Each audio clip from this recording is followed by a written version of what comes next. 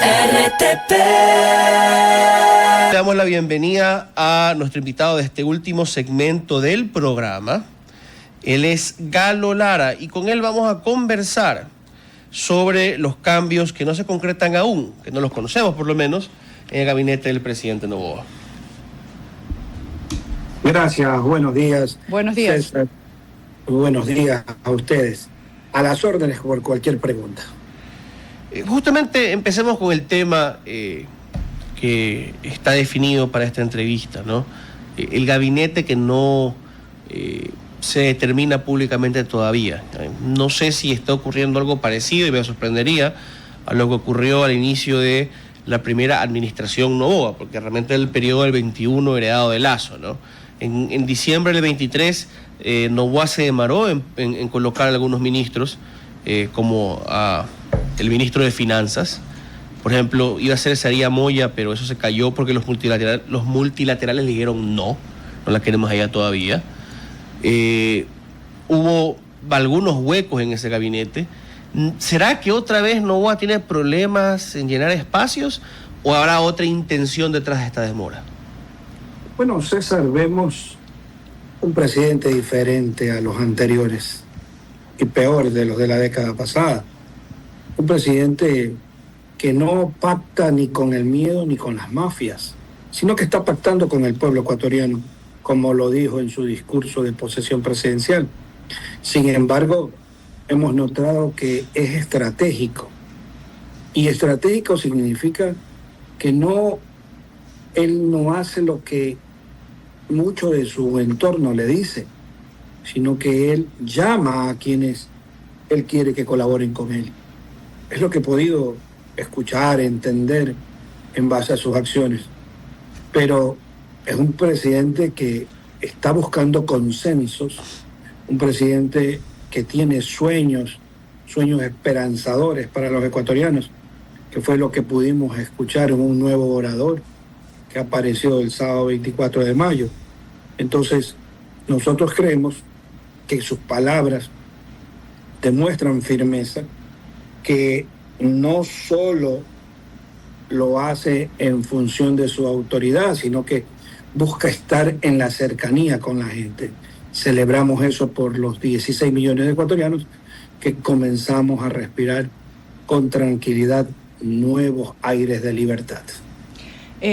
Justamente, ex asambleísta, las palabras de la madre de Daniel en la asamblea, cuando se posesionaron los asambleístas, ella mencionaba ese respiro y obviamente siempre la atacaron, porque ella realmente lo que decía era el respiro de tener continuidad y un respiro de tener a un presidente que por lo menos la gente lo reconoce, obviamente válido, porque ganó con más de 1 millón de votos, el pueblo lo eligió. Y obviamente los detractores comienzan a decir qué respiro y les ponen la foto de los 4 niños, toda la violencia que en el Ecuador se vive. Seguimos con el mismo jueguito, ¿no? El jueguito de sacar de contexto las palabras y ponerlas en otro. ¿A usted qué le pareció ese discurso, ese pequeño discurso de la doctora Anabela Asín? Bueno, pude escuchar a una mujer luchadora, valiente, perseverante. Pudimos escuchar a una madre y pudimos ver actuar a una política como se debe ser. Y esa posición de ella nos recuerda lo que dijo el presidente Noboa. Ahí estaban 2 familias que también habían sido perseguidas políticamente. La familia de la vicepresidenta y la familia Noboa. Y en ese instante, los perseguidores tenían que estar viendo por televisión que los perseguidos ahora eran autoridades. Y ese discurso, que fue irreconocible en base a lo que hizo hace 1 año y medio atrás, nos presentó a un líder hablando de ese Ecuador, cómo manejarlo con honradez, cómo manejarlo con honestidad, con inteligencia, con estrategia, con reciprocidad, con nobleza y principalmente un líder que habla varios idiomas, no como otros que aparentan hablar. A ver, pero estimado Galo, si bien el presidente Noboa demostró un buen manejo del idioma alemán, por ahí han sacado, y yo insisto en mi postura que mantuve aquí el día de ayer, que la cita que repetía de Goethe realmente, incluso por, digamos, la construcción de esa oración, por las palabras que usó, no correspondía a Goethe, sino más bien a un lenguaje un poquito más moderno, ya, o por lo menos no a ese autor. Y no con esto quiero decir, entonces Noboa es un ignorante, no, sino que me da miedo que estamos ensalzando demasiado un discurso que definitivamente fue una mejora, pero que no lo convierte en un gran orador ni un gran pensador, que poca gente se merece ese título. ¿Ya? ¿No será que estamos sobreponderando el discurso? Yo creo lo contrario. Yo creo que él recogió la esperanza de todos los ecuatorianos. Yo creo que él está dando muestras al Ecuador y al mundo de que estamos abriéndoles puertas a un giro a la prosperidad de nuestro país. Y lo invito a usted que haga esta reflexión. Cuando observamos al presidente Trump que llega a Emiratos Árabes Unidos y consigue 600.000 millones de dólares con todos los inversionistas en ese país, en un discurso que se lo recomiendo verlo, que para mí es uno de los mejores discursos de Donald Trump en el Foro Saudita. ¿Cómo pudo encantar a todos esos inversionistas? Al propio presidente de Emiratos Árabes. ¿Y cómo pudo haberse llevado esas inversiones a su país? Y le doy para atrás al mismo YouTube y veo que una semana antes estaba el presidente de los ecuatorianos en ese mismo país. O sea, el mundo ahora nos mira diferente al Ecuador, porque tenemos otro tipo de objetivos que necesitamos. ¿Qué es lo que más necesita y lo que usted y todos los ecuatorianos vimos? La columna vertebral de ese discurso, que no tenemos que ensalzarlo como usted dice, pero fue la seguridad. La columna vertebral de ese discurso fue la seguridad, y por eso el respaldo público a nuestras Fuerzas Armadas, a la policía. Y quiero decirle otro dato importante.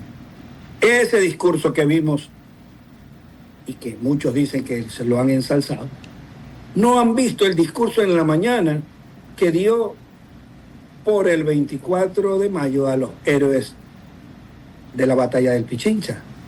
Entonces, cuando usted une los dos discursos, cuando usted ve los dos discursos, usted se encuentra con una persona que ha estado en un procesamiento de mejoramiento continuo, que es el CAICE, sobre la oratoria, sobre las políticas públicas, sobre la seguridad. Pero ¿sabe qué, estimado Galo? El desarrollo humano. Yo estoy de acuerdo en el apoyo a las Fuerzas Armadas, naturalmente. Y no solamente se hizo un homenaje a la batalla del Pichincha, a los héroes de la batalla del Pichincha, sino a los héroes que dieron su vida en el Alto Punino. ¿Ya? Los sobrevivientes y los héroes, a través de sus familias que fallecieron ahí, pues recibieron sendas condecoraciones. Y eso está muy bien. Pero en otros países, a la vez que se honra a los héroes en este tipo de incidentes, la sociedad exige cabezas de oficiales.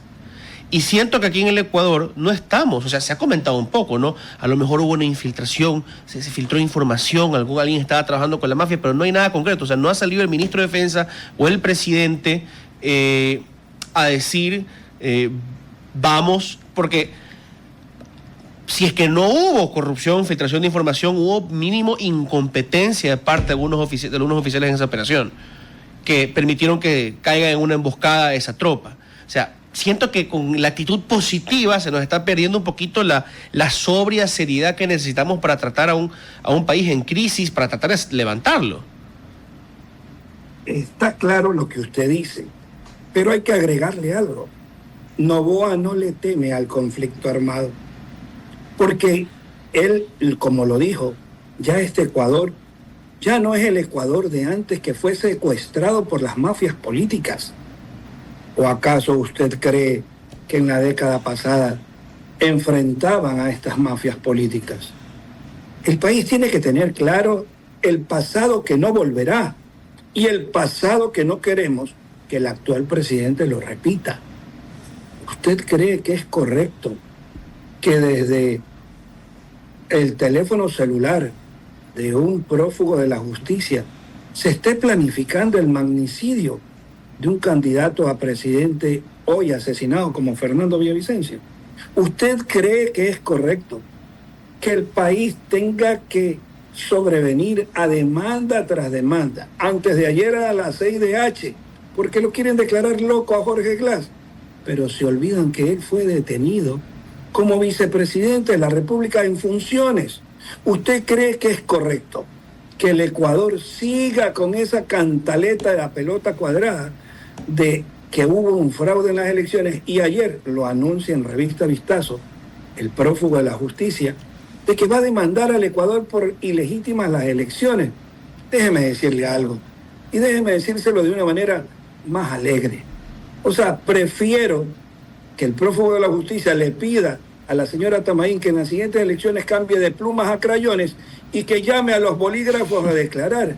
Este país necesita avanzar, arrimar el hombro entre empresarios, políticos, periodistas, trabajadores, porque el único camino que tenemos es el de salir adelante. Muy bien, siendo las 9:30 y sin estar necesariamente de acuerdo en todo, acogiendo esa esperanza, le agradecemos, Galo, por habernos acompañado esta mañana en RTP. Muchas gracias. No, y a ustedes felicitarlos porque siempre por esta razón han sido escogidos por don Ramón, porque ustedes tienen una corriente de pensamiento diferente que le permite a uno debatir de una manera diferente también.